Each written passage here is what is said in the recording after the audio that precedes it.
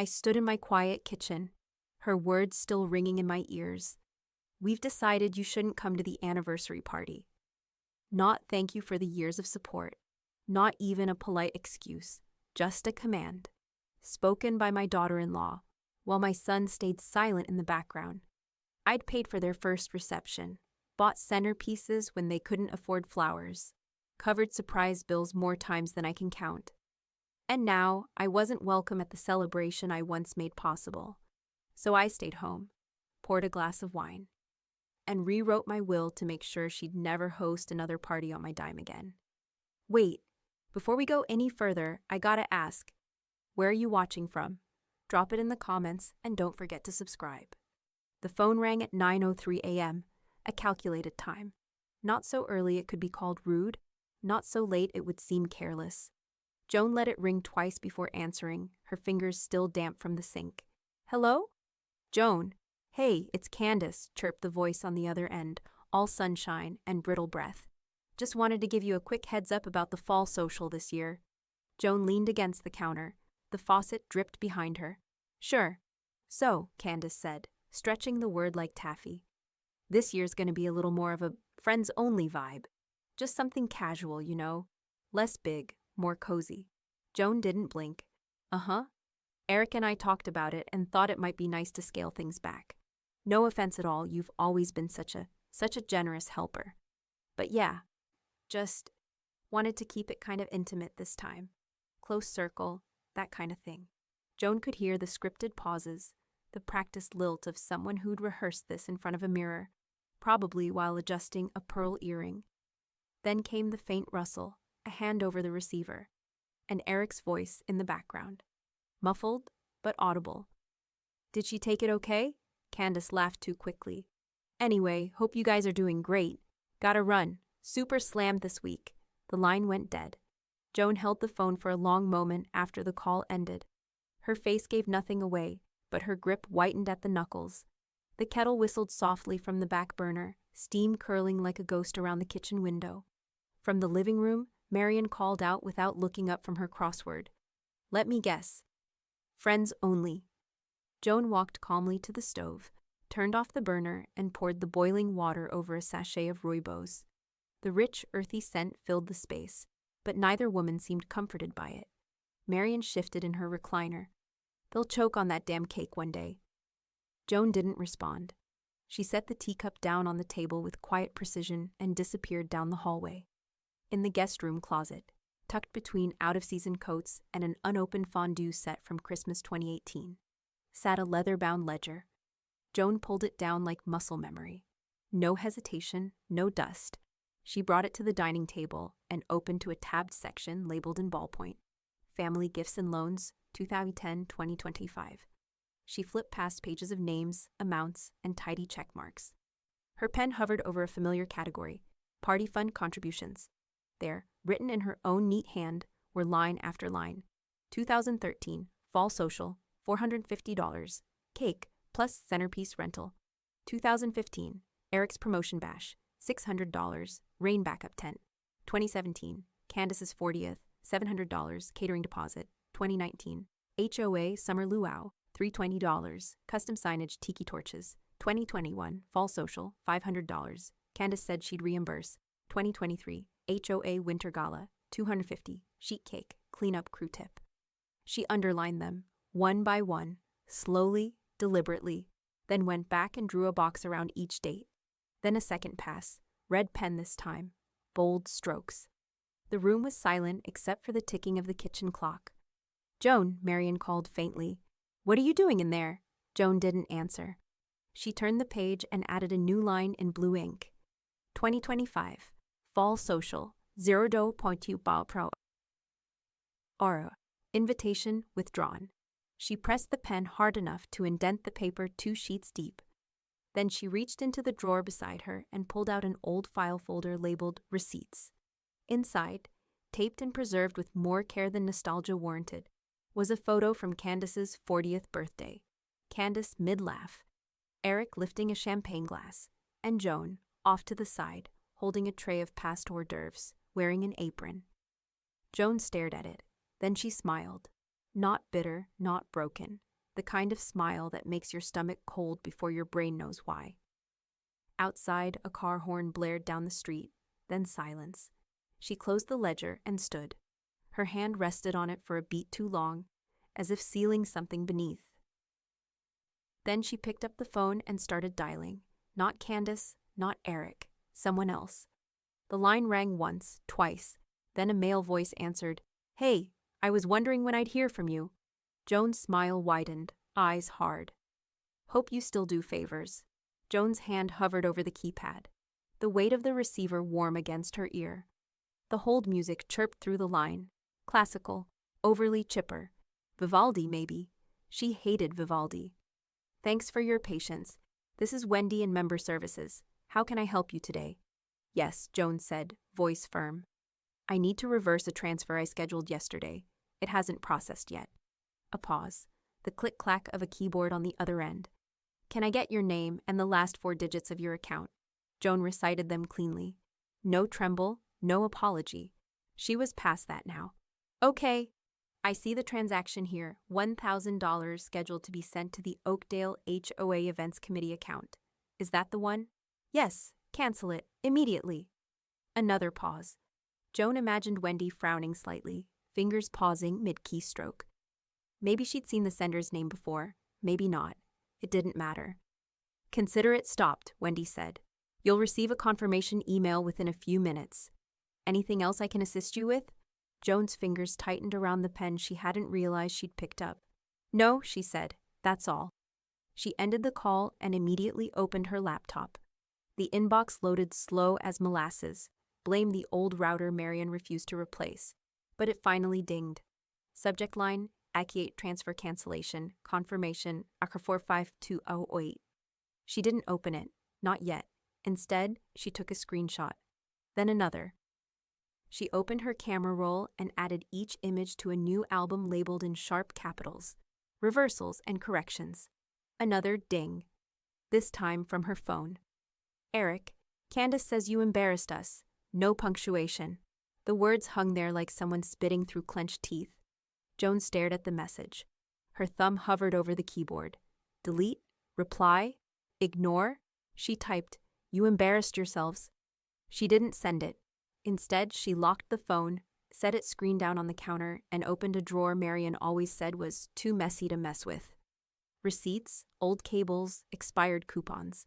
Beneath it all, the plastic folder with her last 10 years of bank statements. She unhooked the 3 clasps, took out the latest set, and began sorting. One pile for shared expenses, another for unofficial loans, a third for everything with Candace or Eric's name attached to it. Anything linked, even obliquely. Marion shuffled in wearing her robe and slippers, clutching a half-eaten banana. "He really sent that?" she asked, already glancing at the phone. Joan didn't look up. "He did." "Embarrassment," Marion said, "is cheaper than theft." Joan half smiled. "You're not wrong." She didn't explain what she was doing, and Marion didn't ask. Instead, Marion slid a legal-sized envelope across the table like it was a weapon. "Found these in the attic. More party receipts. Your handwriting." Joan flipped it open. A printout for a helium tank rental. A crumpled florist invoice. A handwritten note from Candace, thanking her for being the glue that keeps this place classy. Marion took another bite of banana. "Glue's not free," Joan laughed once, sharp and quick. Then she turned back to her printer, hit print all, and watched as page after page unfurled like a legal trail no one expected her to keep. The last sheet came out. She slid it into a clear binder, slipped a post-it on the cover, and wrote, "Evidence A." Then she stood, walked to the safe in the hall closet, and clicked it open with a code no one else knew. She placed the binder inside, closed it with care, and locked it. The phone buzzed again. "Eric. You're being petty." Joan smiled. Finally, a confession. She tapped out a response and hit send. "That wasn't petty. You haven't seen petty yet." A beat later, the phone buzzed again. But it wasn't Eric. Unknown number, no preview, just one new voicemail. Joan stared at it for a moment, then tapped play. A man's voice came through, low and unhurried. "Got your message, I'm in. But this kind of favor, It comes with a price. You ready to pay it? Joan closed her eyes. Her pulse was steady. She hit save. The reception hall looked different in daylight. Emptier, cheaper. The crystal sconces that glittered on party nights were dulled by the flat gray of a Wednesday morning.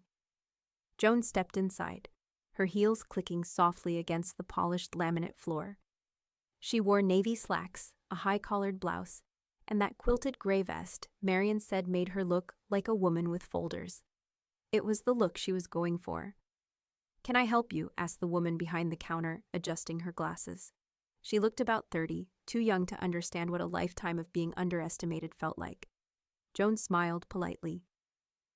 "I need to review the signed contract for the Oakdale Fall Social. I was the financial liaison last year." The woman hesitated, fingers hovering over the keyboard. "And you're Joan Maddox. The hall should have me listed under previous events." "I'm not contesting anything," Joan added smoothly. "I just need to confirm a signature." The woman gave a cautious nod, tapped a few keys, and turned toward the filing cabinet. She returned with a thin manila folder and flipped it open. "Here it is." She slid the paper across the counter. Joan didn't sit. She leaned in and looked at the signature line. It was there in thick, uneven ink. Joan Maddox. Except it wasn't.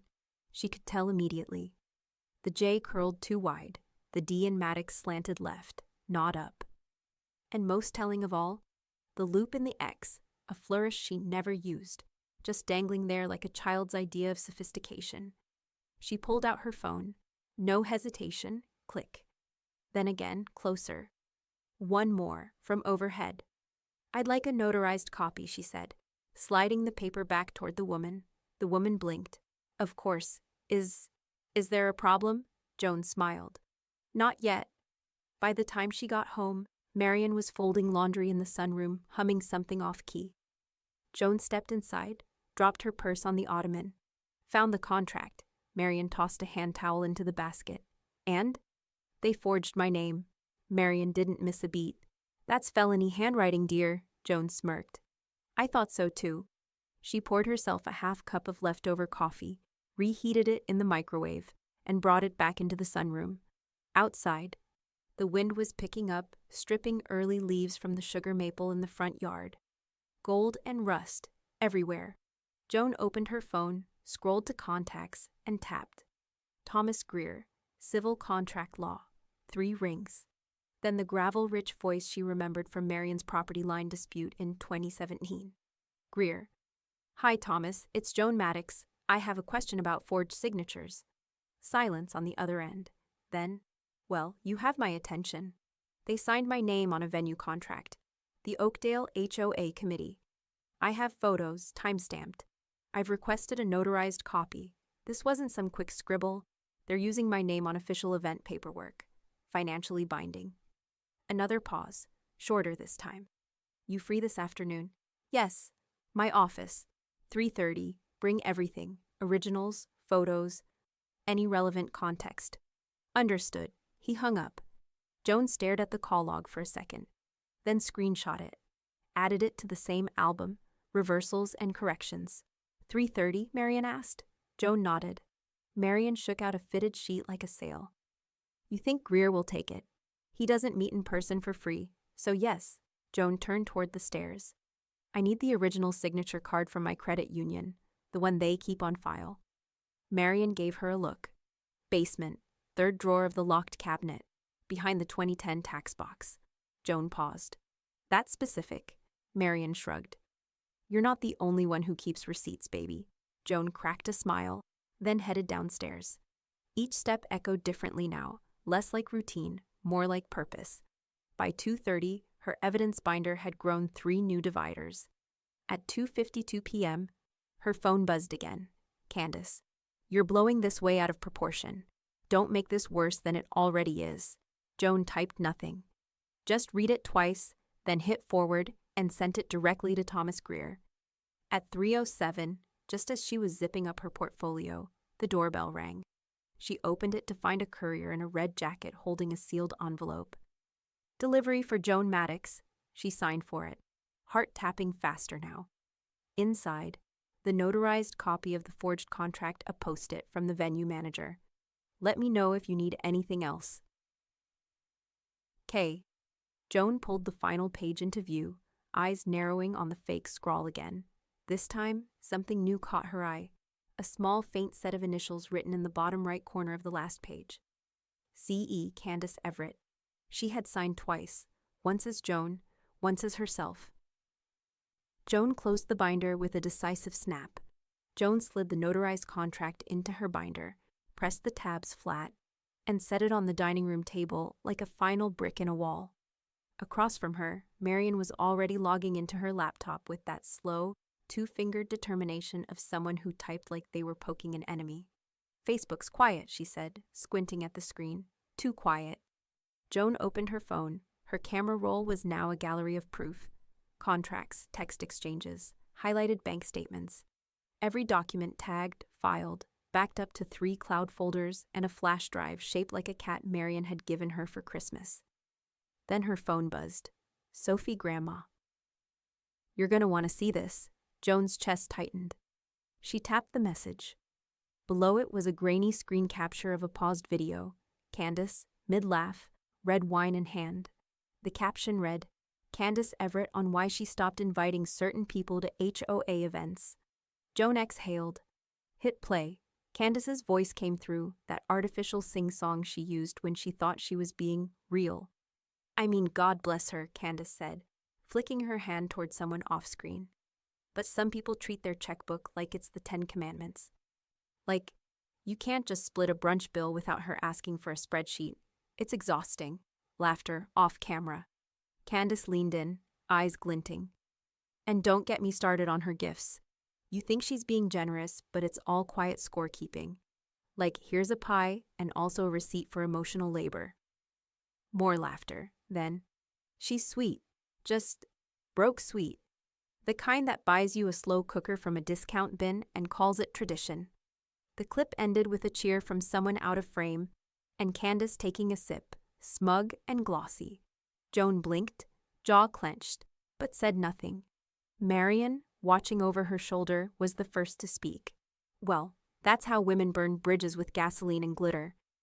Joan saved the video, then the screenshots, then the post, then the comments under it, dozens of them, mostly HOA folks. Smiling emojis, little clapping hands, one preach. She saved those too. Then she opened her email. Inbox new message, to Thomas Greer. Subject, defamation and false representation. Additional evidence attachment, video clip to one pun move. Her phone buzzed again. Another message from Sophie.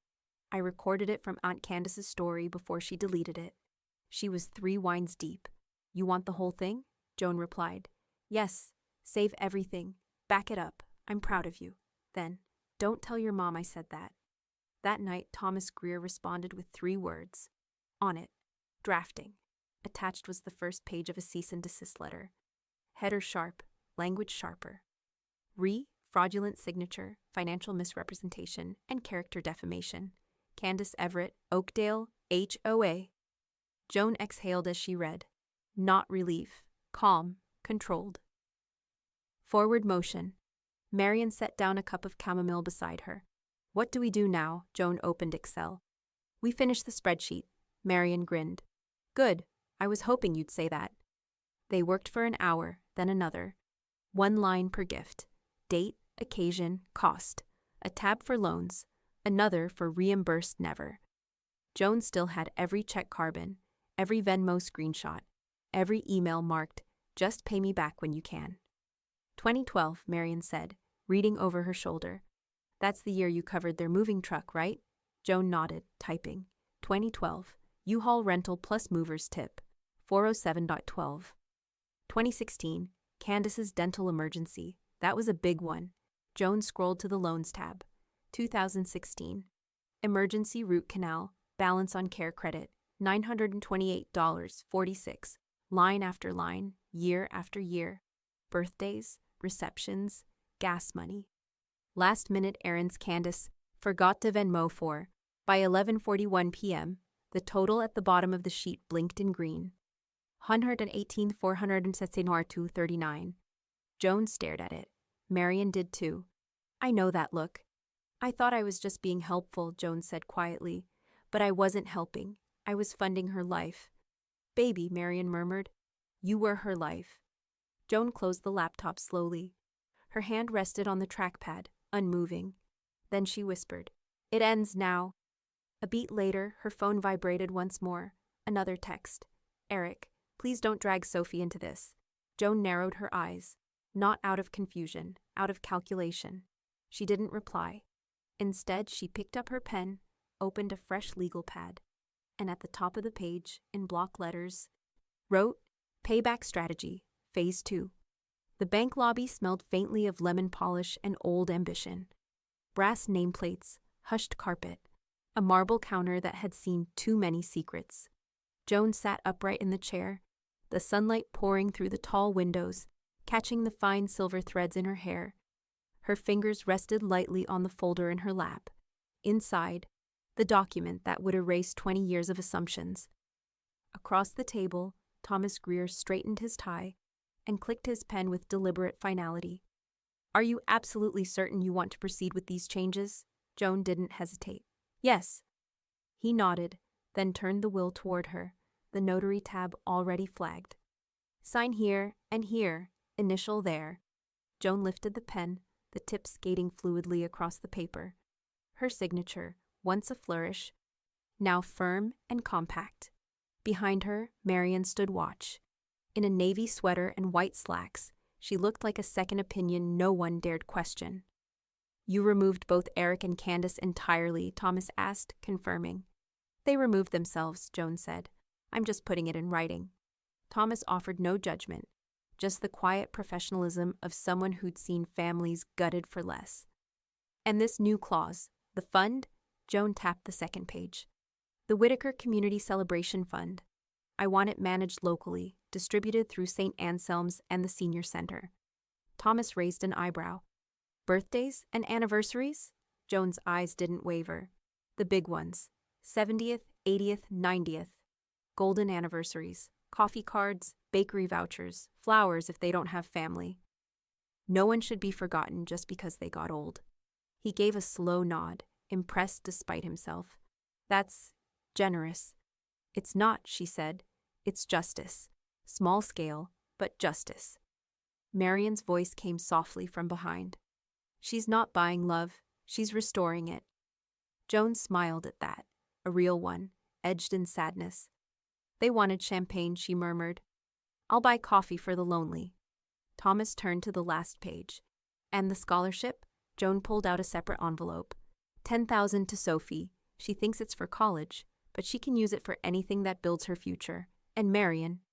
I'm the executor, Marian said, finishing it for her. I know. Their eyes met.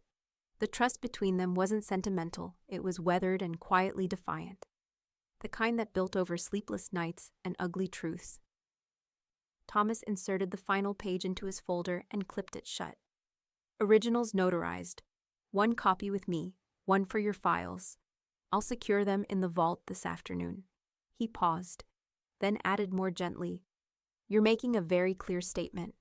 That's the point, Joan said. Outside, the wind lifted a few fallen leaves along the curb, dancing them against the bank's glass doors. Inside, Joan stood with care, gathering her things, the folder now thinner, lighter. Back home, the printer whirred softly in the dining room. As she sat back down at the table she and Marian had turned into a war room. The deposit confirmation rolled out, $62,000 transferred into a new community trust account, the first installment of the fund.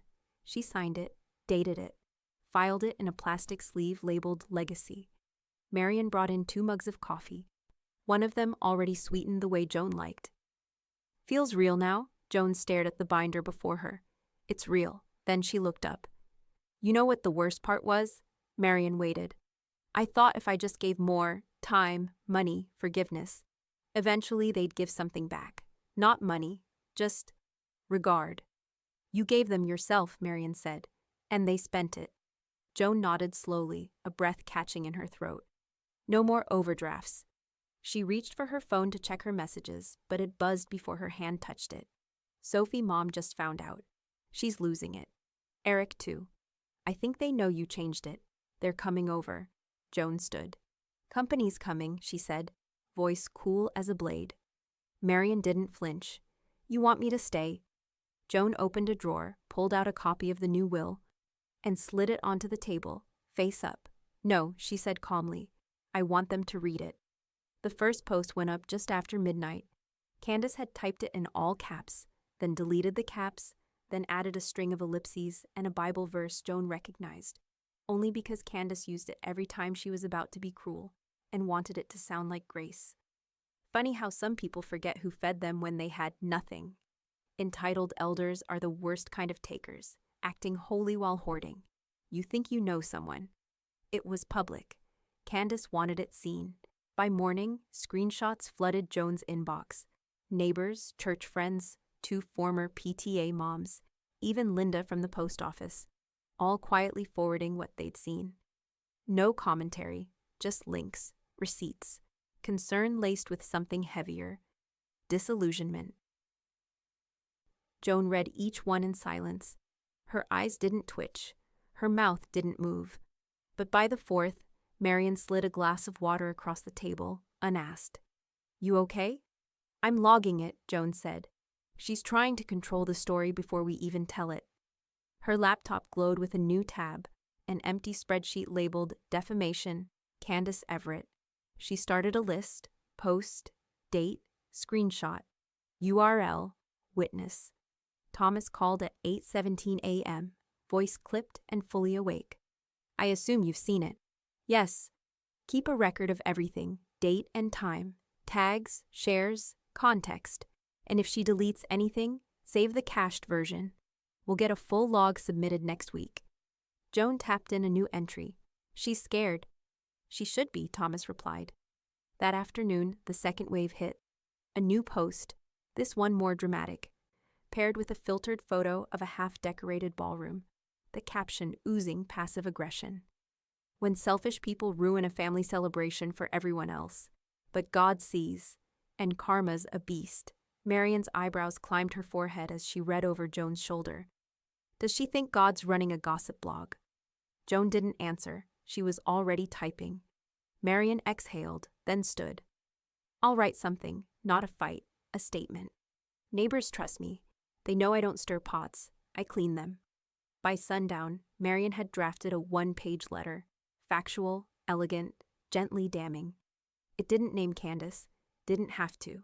It thanked the community for its ongoing support and assured them that recent mischaracterizations on social media were being addressed appropriately.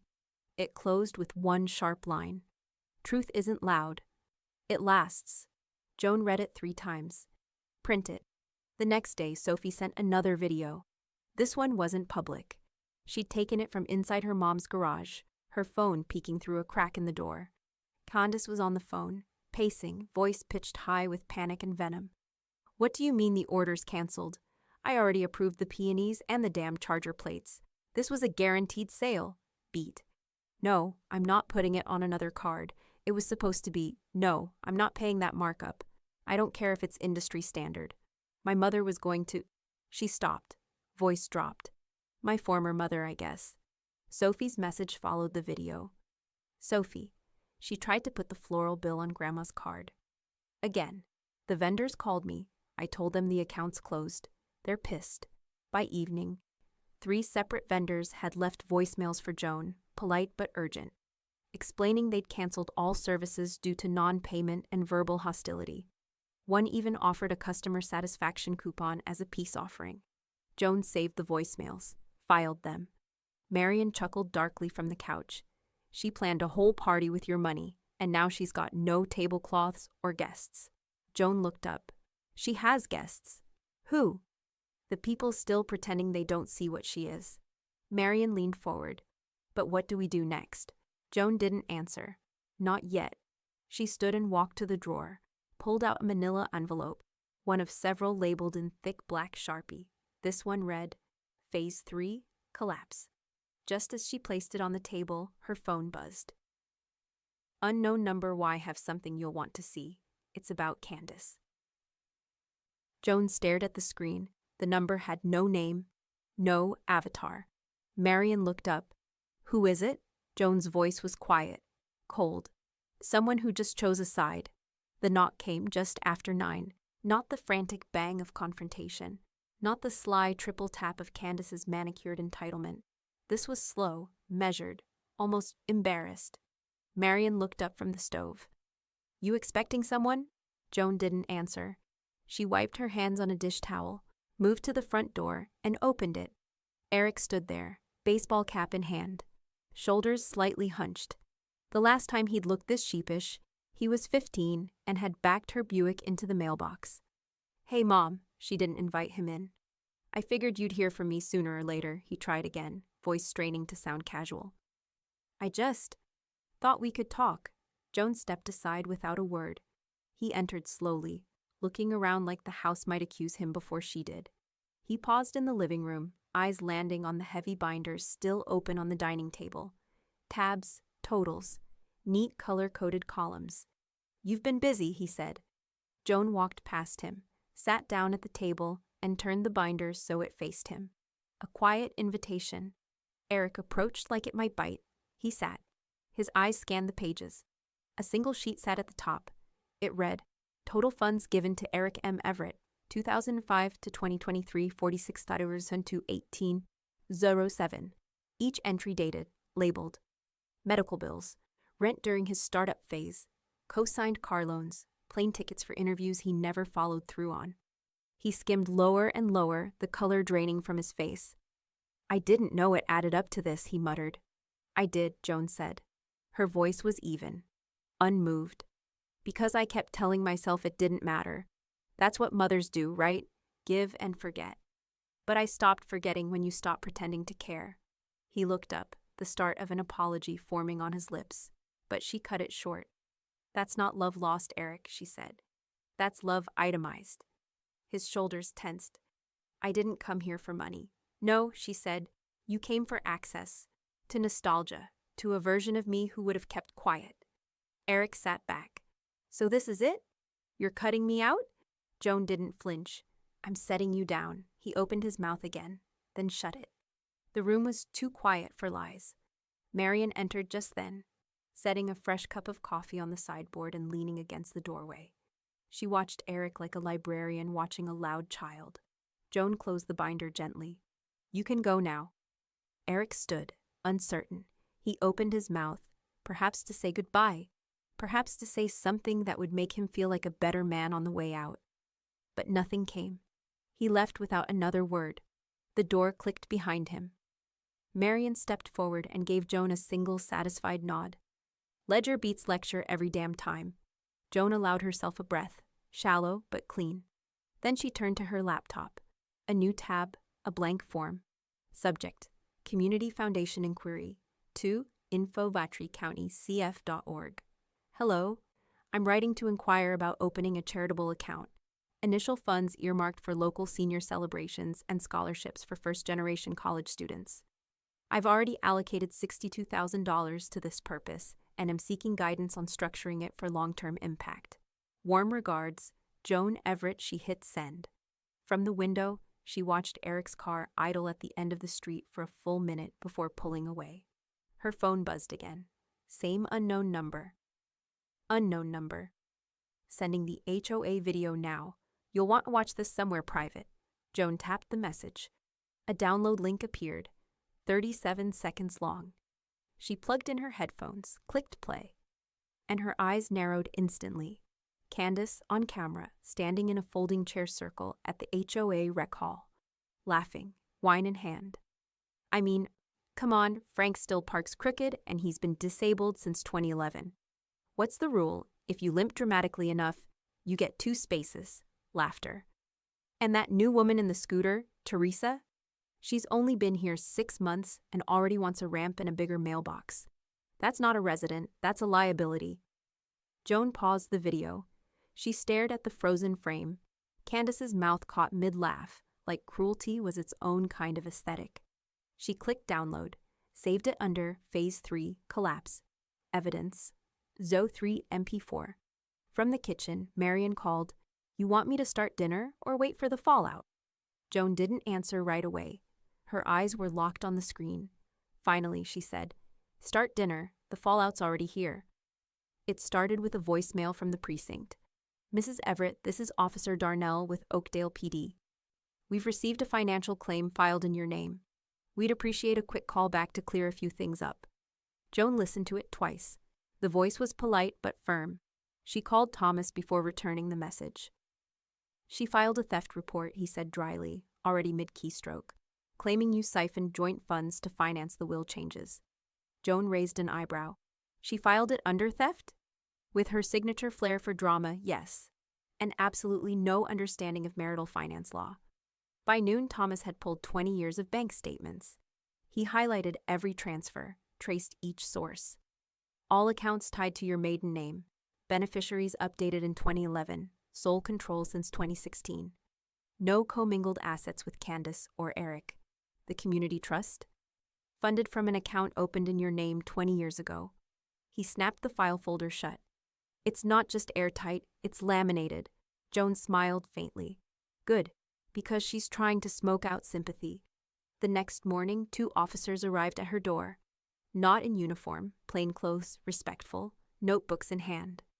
Officer Darnell was younger than she expected, his notepad already open. Sorry to bother you, ma'am. This won't take long. She invited them in, calmly, and handed over the binder Thomas had prepped.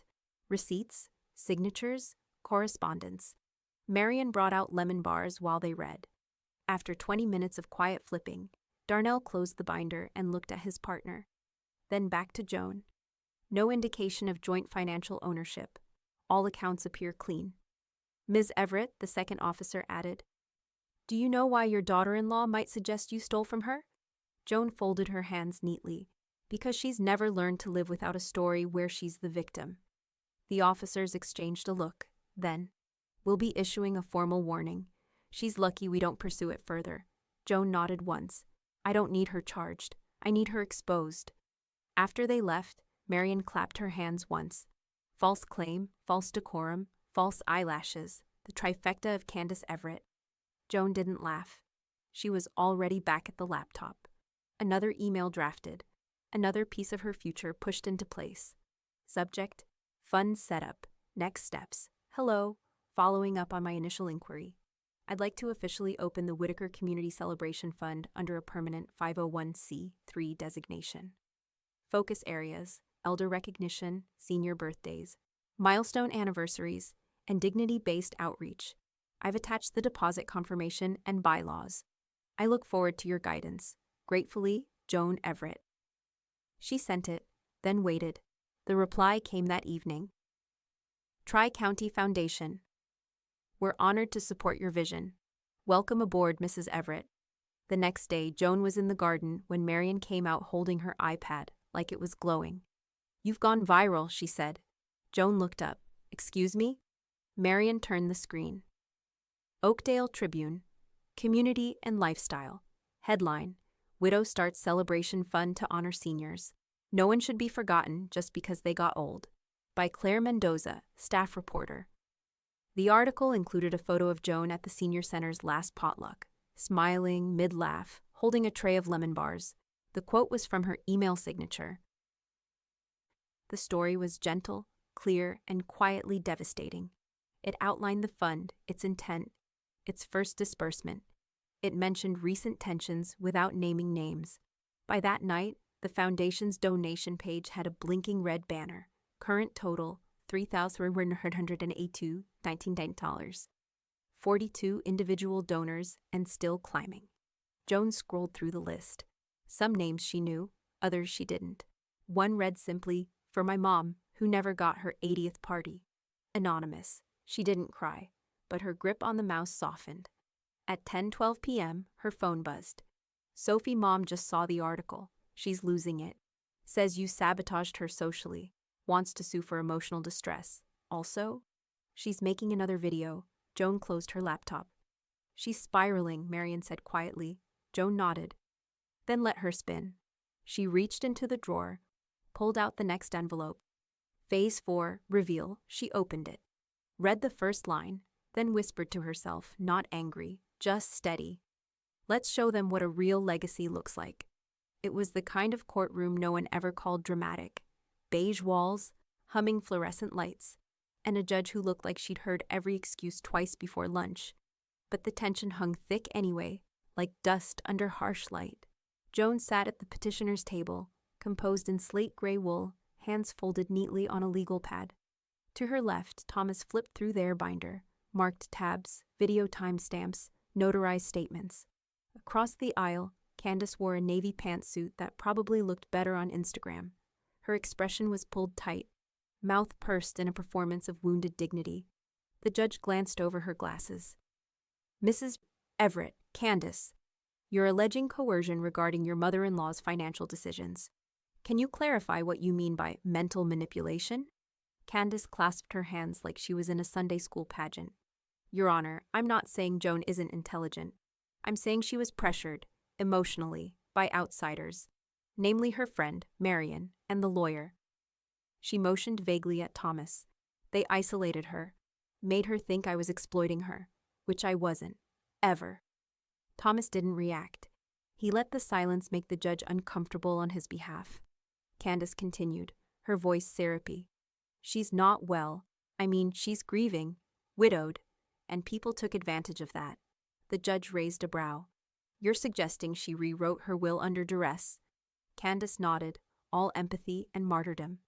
"Yes, Your Honor." Thomas stood, already holding up a flash drive. Permission to submit a video, time-stamped and verified by the original poster. The judge nodded. The bailiff loaded the clip. It played silently on the screen overhead. Candace, wineglass in hand, mid-HOA circle. "Frank still parks crooked, and he's been disabled since 2011. If you limp dramatically enough, you get 2 spaces." Laughter. "That new woman in the scooter, Teresa? That's not a resident. That's a liability." Gasps in the courtroom. One woman clutched her pearls, audibly muttering, "Lord have mercy." Candace turned red, then pale. "Context," she began, but the judge cut her off. "I don't need more context to recognize cruelty, Mrs. Everett." Thomas continued calmly. "Additionally, we submit this folder, bank statements, will drafts, and correspondence showing a clear trail of separate finances dating back nearly 2 decades. And this," he held up a glossy paper, "is a scanned copy of a forged contract Candace attempted to submit to Oakdale HOA. Her signature, her email metadata. The witness name? A dead man." Candace's mouth opened, but nothing came out. The judge exhaled. "Let's hear from Ms. Sophie Everett." Sophie stepped up to the witness stand. Jeans, clean sneakers, no makeup. Honest by accident. She took the oath without flinching. "Ms. Everett, you were present for many of the conversations between your mother and grandmother?" the judge asked. "Yes, Your Honor. I recorded the video because I knew my mom would try to erase it, and because I knew Grandma wasn't lying." "Why?" Sophie's voice didn't shake. "Because the only time I ever saw her lie was to protect someone else, not herself." That landed. Even Candace blinked. 10 minutes later, the ruling came down. "This court finds no evidence of fraud, coercion, or undue influence," the judge said, her voice firm. "On the contrary, Mrs. Joan Everett's actions appear methodical, lawful, and grounded in a long pattern of documented generosity." Candace straightened, expectant. The judge turned to her. "You are hereby ordered to pay all legal fees associated with this claim, including those incurred by the defendant." There was a pause. Then, quietly, someone in the back clapped. Then another, and another. A ripple of applause, small but undeniable, moved through the room. Candace bolted for the hallway, muttering, "This isn't over," as she passed the reporters clustered near the exit. Flashbulbs popped. Her name buzzed on more than one live blog. Joan walked out calmly, Thomas beside her, Marion already texting someone from the sidewalk. A young reporter caught up to her. "Mrs. Everett, how does it feel, knowing you cleared your name and exposed a smear campaign?" Joan smiled politely. "I prefer quiet victories." Then she turned and walked down the courthouse steps. No drama, no flourish, just clarity. That night, her inbox dinged. Tri-County Foundation. "We've had 112 new donations since the Tribune story. Would you consider attending a gala in January as our guest of honor?" Joan clicked reply. But before she could type, another message came in. "Sophie, You might want to see this. Mom just filmed something even worse. I think it's time everyone sees who she really is. Joan looked over at Marion. Phase 4, she said softly, just got itself a finale. The silence in Candace's kitchen was a strange kind, thick, expensive, and useless. She sat at the counter, nails bare, no wine glass in reach for the first time in weeks. The screen of her phone was dimmed but open. Overdraft notice, credit card balance, declined florist charges, maxed. All of them. She tried calling customer service 3 times before hanging up mid-hold, each time more desperate, each hold music loop more mocking. Upstairs, Eric was getting ready for a second shift. Don't forget to grab your badge, she called up, voice tight. Yeah, came the flat reply. He'd taken on night inventory at the distribution center, temp contract, no benefits. He didn't complain out loud, but the tension leaked off him like heat. They didn't talk about the courtroom, or the invoices, or the HOA's sudden silence. They didn't talk about Joan at all, but they watched her. That morning, the Oakdale Tribune had a photo on the front page. Whittaker Fund hosts first senior celebration, 63 years of marriage, laughter, and lemon bars. Joan stood in the middle of the rec hall, framed by gold balloons and folding chairs covered in white linen. Behind her, Walter and Beverly King, married 63 years, cut a cake the size of a coffee table. Local jazz trio in the corner, paper crowns on every head. The photo caught Joan mid-laugh, holding Beverly's hand as if they were lifelong friends. Candace stared at the image, phone clutched like a grudge. She turned the page. The article quoted Sophie. It's about giving back the kind of joy we always expect someone else to provide. My grandma always said, show up for the people who think they've been forgotten. Candace's jaw twitched. She put the phone face down and stood up too fast. Upstairs, Eric slammed a drawer. She didn't go check. Across town, the rec hall was still echoing with chatter. Joan moved from table to table, freshening up coffee cups, accepting hugs, compliments, and the occasional bless your heart with grace and a sense of practiced deflection. The event had drawn over 70 guests, mostly seniors, a few grandchildren, a few reporters with notepads and smiles too eager. At the buffet table, Marion arranged the dessert trays like she was auditioning for a magazine shoot. Lemon bars, sugar cookies shaped like roses, a big white cake with hand-piped 63 years strong and buttercream. Now that, she said proudly, surveying the spread, is a party. Joan smiled. No charger plates, no drama. No overdrafts either, Marion quipped. In a quiet corner, Sophie handed out party favors, mini photo frames stamped with the fund's logo and today's date. A little memory you could actually hold. She paused beside Joan and tucked a piece of hair behind her ear. Grandma, this is what she wanted it to be. Something real. Joan touched her hand. And you helped make it real, Sophie beamed. A man with a press badge snapped a picture of them. 3 generations captured in a moment of calm, community, and quiet triumph. Back at home, Candace scrolled through the photos on social media. Tag after tag, comment after comment. My dad hasn't smiled this much since 2015. Thank you, Whittaker Fund. We need more Joans in the world. Still crying over the anniversary toast. Beautiful. She didn't comment, didn't react, just stared. The room was quiet except for the thud of Eric's boots coming down the stairs. You going in? She asked without looking up. Yeah. Again? He paused at the door. That's what happens when you burn bridges. Someone's got to build new ones. The door shut behind him. Candace sat in the silence. No wine, no audience, no one left to manipulate into calling her misunderstood. She turned her phone off, and for the first time in months, she didn't post a single thing. It happened at the produce section, beneath the soft hum of fluorescence and the distant crackle of a store intercom. Joan reached for a bunch of carrots, organic, tied with twine, the kind Marion liked to roast with rosemary and sea salt. Then, of course you're here, the voice, sharp and uninvited, sliced through the muted grocery store buzz. Joan didn't look up right away. She finished inspecting the carrots, placed them in her cart. Candace stood at the end of the aisle in oversized sunglasses and cracked foundation, one hand gripping a cart full of impulse buys and bruised peaches. You've always liked a public stage, haven't you? She sneered, voice rising. Smile for the cameras. Fake your little charity act. Pretend you're the second coming of Betty White. Shoppers slowed. A man in an Oakland Raiders hoodie paused, then subtly lifted his phone. Another woman reached for a head of lettuce and stopped mid-grab, frozen in the soundscape of conflict. I don't want your attention, Joan said calmly, eyes never leaving the shelf as she moved to the sweet potatoes. No, of course not. You just accidentally launched a foundation with a pity headline, turned my daughter against me, and walked around like you're some goddamn saint in orthopedic flats. Someone gasped. I never turned Sophie against you, Joan said, turning now, eyes steady. You did that yourself. Oh, give me a break, Candace snapped, flinging her arms wide.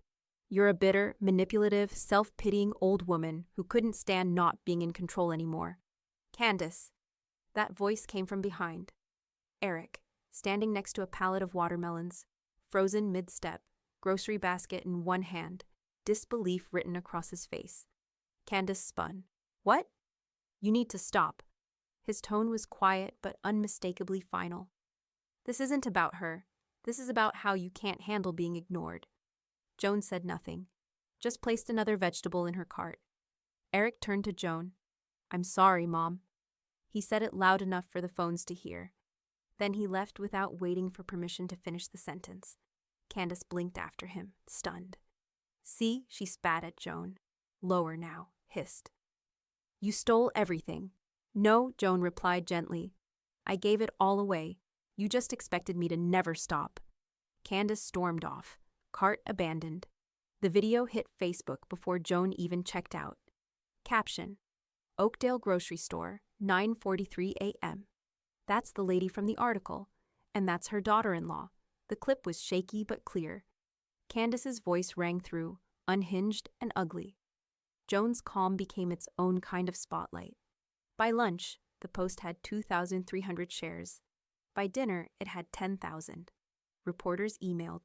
Columnists weighed in.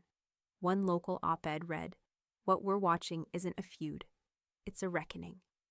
A woman quietly building legacy while someone else drowns in her own noise. That night, Thomas called. She's torching her own goodwill, he said simply. This isn't reputation damage anymore. This is self-inflicted arson. Joan sat in her study, reading donation alerts as they flooded in. One read, For every mother who kept the books and never asked for a receipt. Thank you, Joan. Another, I was ashamed to be aging. You reminded me it's worth celebrating.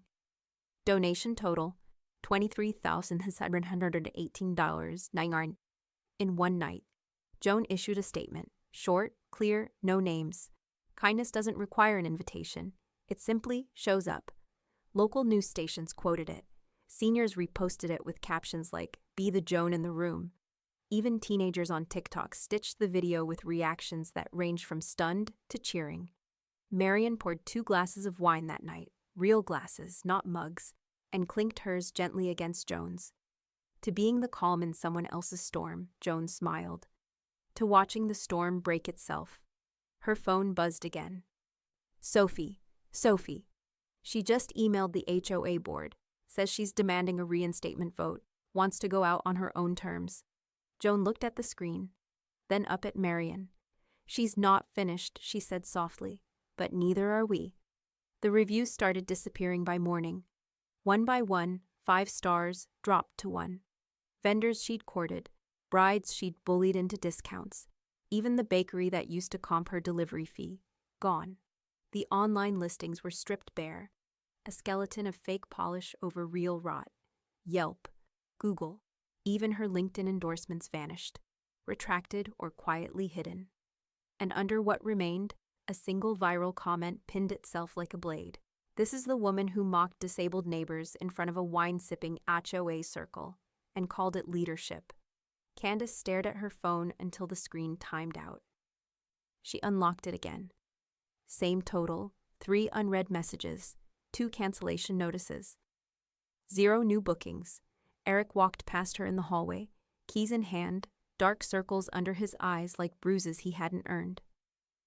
Late again, she asked, voice brittle. He didn't answer. She followed. So you're just going to ignore me now?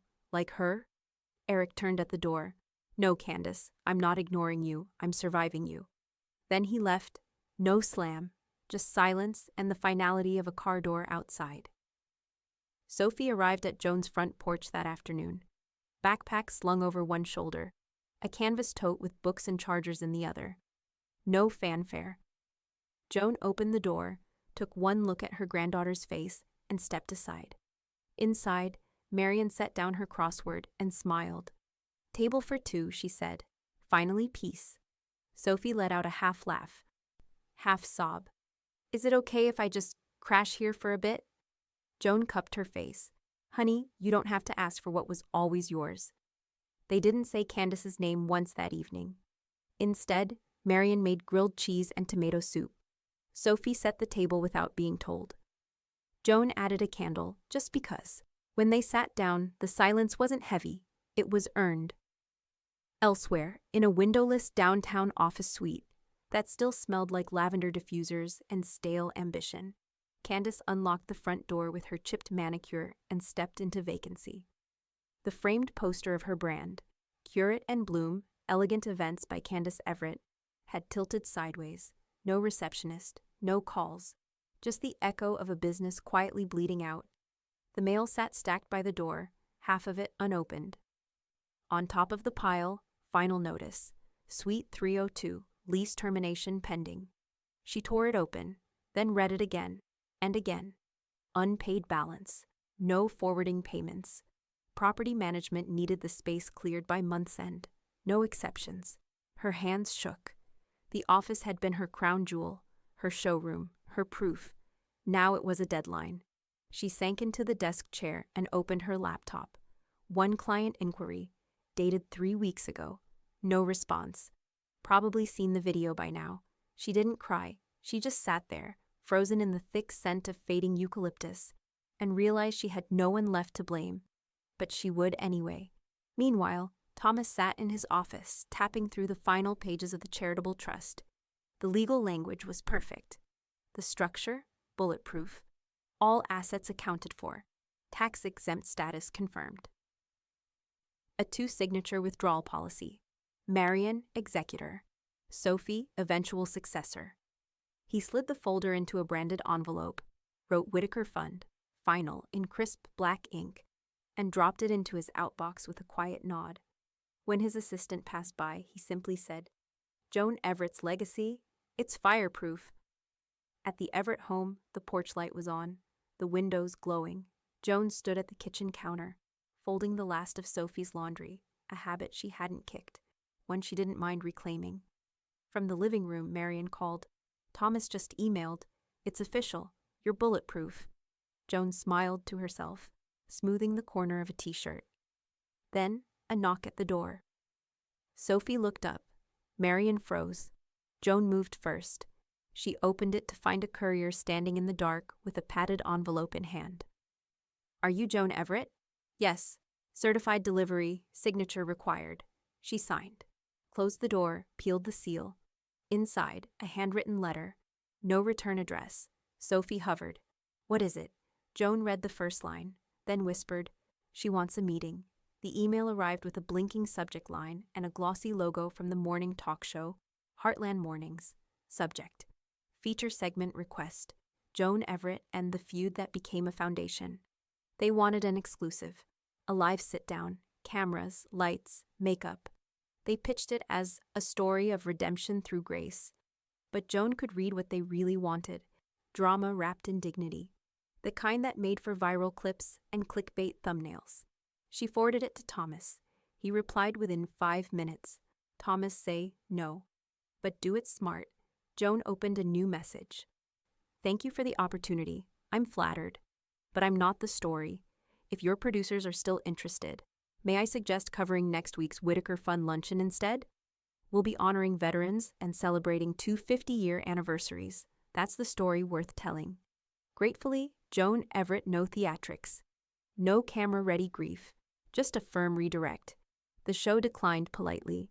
The Oakdale Tribune didn't.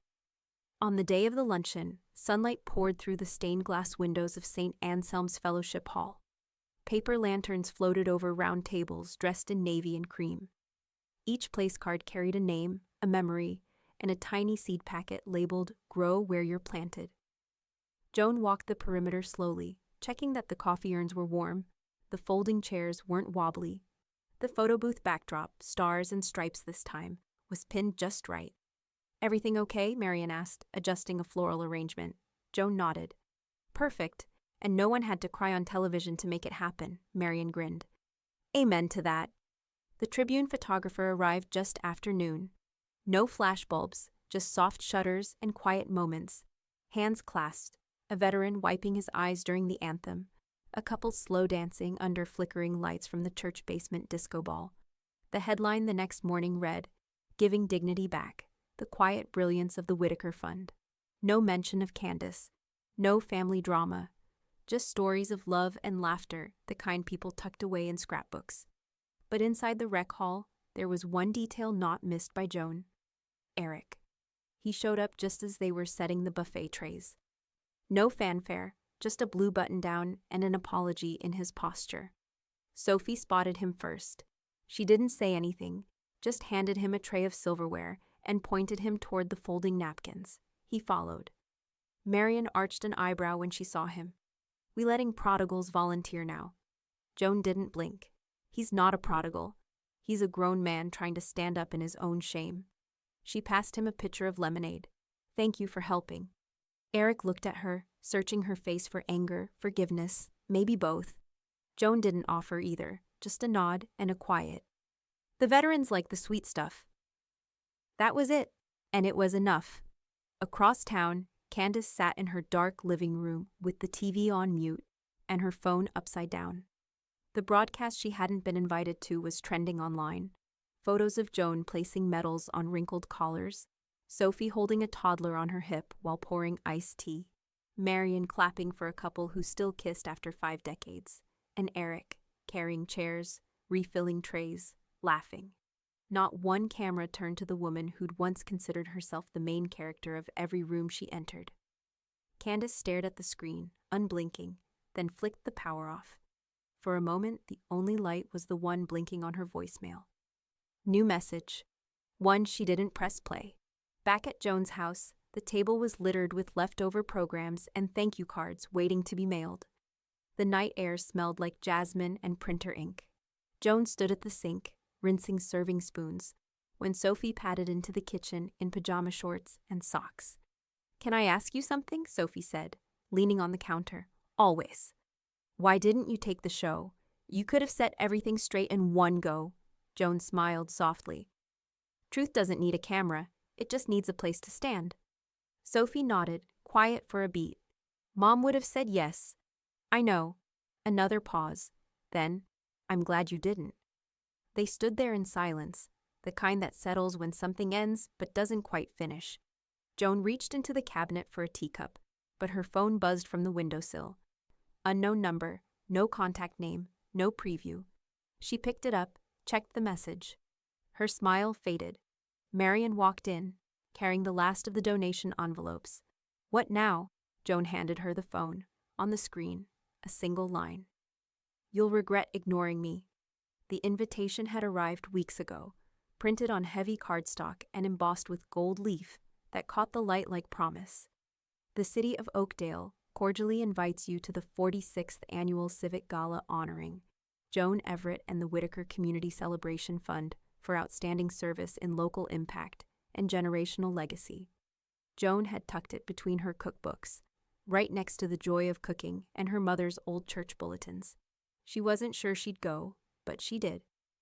The gala shimmered with everything Joan usually avoided: uplighting, step and repeat photo backdrops, small talk dressed in black tie attire.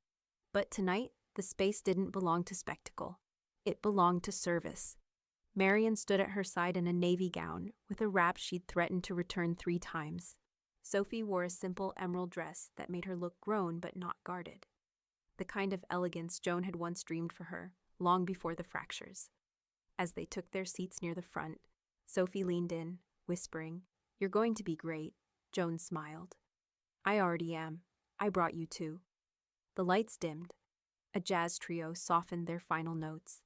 And then from the podium, a man in a city-issued blazer cleared his throat.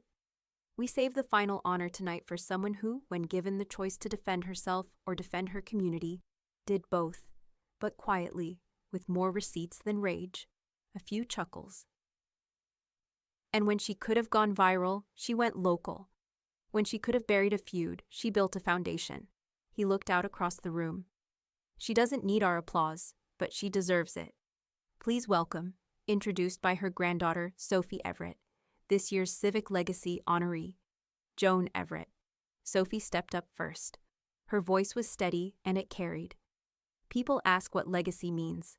I used to think it meant money, or buildings with names on them, but watching my grandma, I realized it's actually the lives you stitch back together when no one else is looking. She glanced at Joan. She taught me that being good isn't always loud, but it's always lasting. She stepped back, and Joan approached slowly. The kind of grace built not from pride, but from having nothing left to prove. At the podium, she took a breath. I want to thank the city, of course, but mostly I want to thank this community. Not for believing in me, but for believing with me. For trusting that something as simple as a birthday or an anniversary still matters. She paused, eyes scanning the crowd.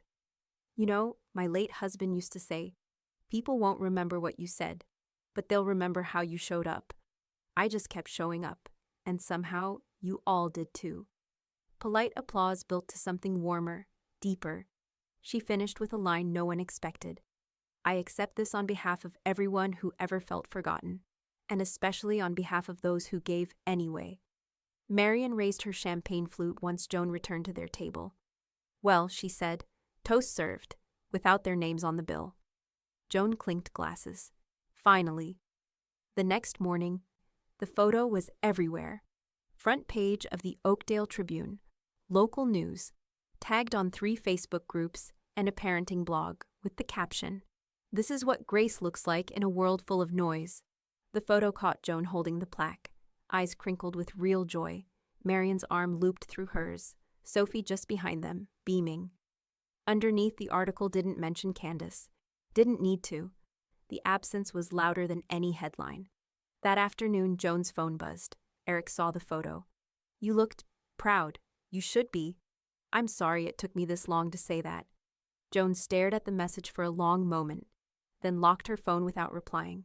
Not out of cruelty, out of peace. Sophie entered the room with a binder full of new applications for the fund. We've got 4 more seniors turning 90 this fall, she said. One of them's a vet, wants root beer floats and a barbershop quartet. Joan chuckled. Then that's what we'll give him. As she reached for the binder, a knock came at the door. Marian frowned. You expecting someone? Joan shook her head and rose. When she opened the door, there was no courier this time, no envelope, just a woman in a gray pantsuit, badge clipped to her lapel. Mrs. Everett, she asked, I'm with the Charitable Oversight Division. We've received a formal complaint regarding your foundation's activities. She held up a letter. Mind if I come in? Joan blinked and stepped aside. The complaint was flimsy. 2 stapled pages and a paragraph full of passive accusations, misallocated spirit, misleading optics, and the phrase emotional profiteering, which read more like projection than concern. The investigator, to her credit, saw through it fast. By Tuesday, the file was closed. No violations, no flags, just a formal letter confirming full compliance and a thank you for maintaining standards of integrity and public trust. Joan placed it neatly in the front of her legal binder. Then she opened the second envelope. This one was handwritten. She recognized the loops in the E before she even pulled the paper out. Joan, I've said a lot of things in anger. Some I meant, most I didn't. I was hurt, but I know that doesn't excuse how far I took it. The truth is, I didn't know how to lose gracefully. I still don't. I'm sorry, for what it's worth.